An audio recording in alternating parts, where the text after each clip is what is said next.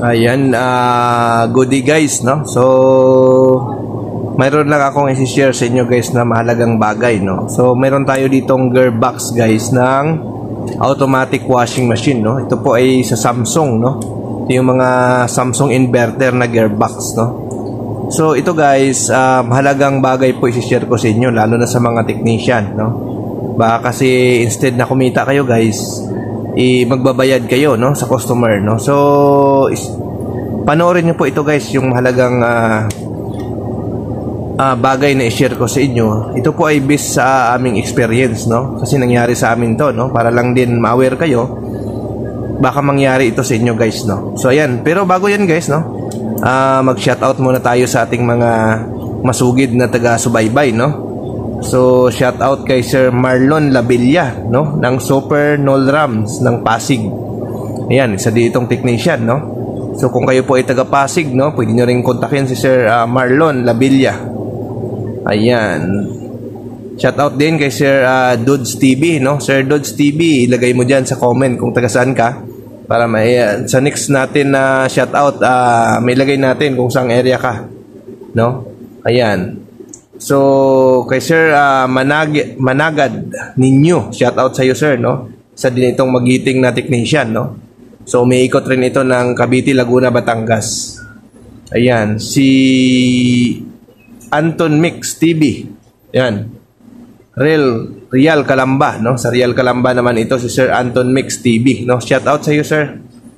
No, shout out din kay Sir Rolando Pacana, Butuan City, no? Sa mga taga Butuan diyan, hanapin nyo lang si Sir Rolando Pacana, no? Sigurado ako na isa din itong magiting na repairman ng automatic washing machine dahil marami na tayong mga videos na nailabas, no?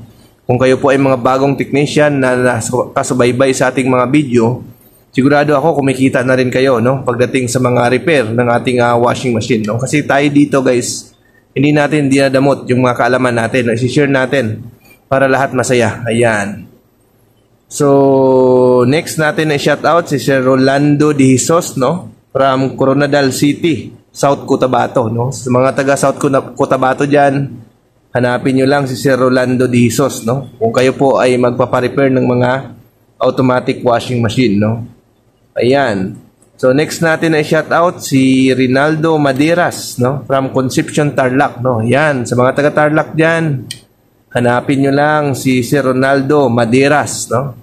Sayang magiting na manggagawa. Ayan, si Sir GC Villanueva, no? Ayan, shout out sa iyo sir. Ayan, next natin na shout out si Sir Joey Patagat Ticaldo, no? Medyo mahirap bigkasin, no? Sir Joey Patagat Ticaldo. Ayan. Then, si Sir Kayla Caban, shout out sa iyo, sir. Sir Rodel Lobio, no? Shout out din, no? So, sa mga nabanggit ko ng mga technician na walang lugar, no? I-comment nyo dyan, guys, yung lugar nyo para maisama natin sa sunod natin na videos, no? Ayan. So, ayan, guys, no? Balik tayo dito sa gearbox, no? Ito po, guys, ay gearbox ng Samsung automatic washing machine. Ito po yung mga inverter, no? Ito yung mga direct drive na automatic washing machine, no? So, ang i-share ko lang sa inyo, guys, ito, no? Baka ma-experience nyo, guys, itong gearbox na ito, hindi ba mayroon siyang pulsator, no? Dito kinakabit yung pulsator, no? Minsan, kung ma-experience nyo, guys, kung na-experience nyo ito, minsan, yung pulsator, guys, matigas, no? So, minsan, pag tinatanggal natin yung pulsator, naiiwan dito yung parang bakal na maliit, no? Naiiwan dito, no? Matigas siya tanggalin, no? Yung may ngipin, no? Yung may ngipin siya dito. Hindi ko alam kung anong core, parang core tawag nila dyan, no? Naiiwan dito, no? Minsan natanggal natin yung pulsator, naiiwan dito, no? So, ang ginagawa natin, tinatanggal natin, no? Hinahatak natin, sinisukpat natin, sinusungkit natin, ginagamitan natin kung anong bagay, guys, no? Ito po, guys, ang gusto ko lang ma-aware kayo, no? Kapag na-encounter nyo, guys, yung isang washing machine, matigas yung pulsator, hindi na kayang hugutin, no? Ng kamay, or yung light lang na force ang kailangan, or kailangan talaga ng sobrang puwersa, guys, ang paghatak, huwag nyo na pong pilitin, no? kasi baka magbayad kayo ng gearbox, no? Tulad sa nangyari nito guys sa ating isa naming technician, no?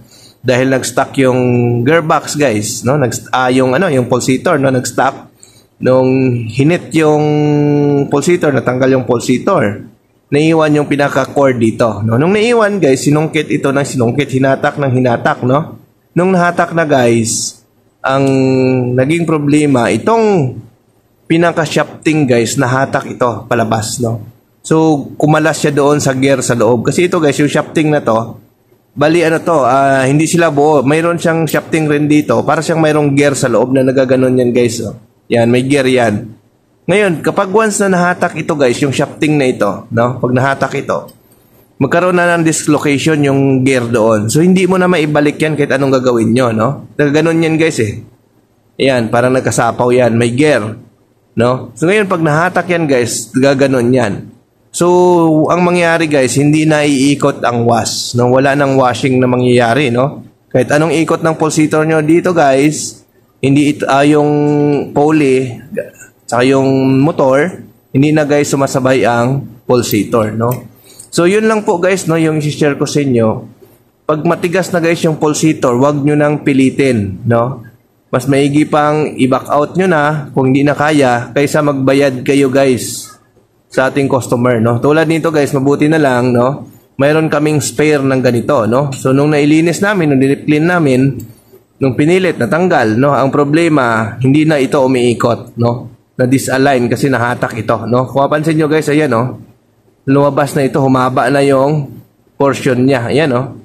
Dapat baon yan. So nahatak siya. So, buti na lang, mayroon kaming pamalit, no? So, kung wala kayong pamalit, medyo mabigat-bigat din ito, guys, no? Medyo mahal din ito.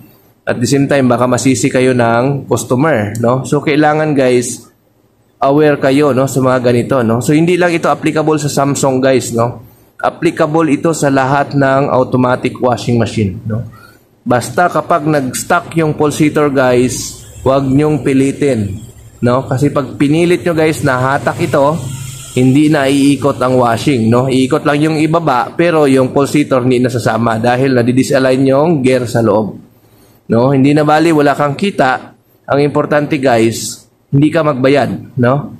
Ano ba naman yung wala kang kita, wala ka namang sakit sa ulo. Kasi kami guys, ang ginagawa namin, pag nag-stuck na yung pulsator, binaback out na namin yan. Hindi na namin yan tinutuloy. Kasi pag nasira mo pa yung gearbox guys, malaking problema. No, instead na may kita ka, magbabayad ka. So, ayan. So, sana guys, nakatulong po yung video na ito, no? So, kaya ko lang ni-share sa inyo kasi baka ma-encounter nyo ito guys pagdating sa service, no? So, wag nyo nang tangkain guys kasi medyo masakit sa ulo, no? Lalo na kung masilan yung mga customer, no? So, ayan. So, okay guys, maraming salamat sa panunod. Bye-bye!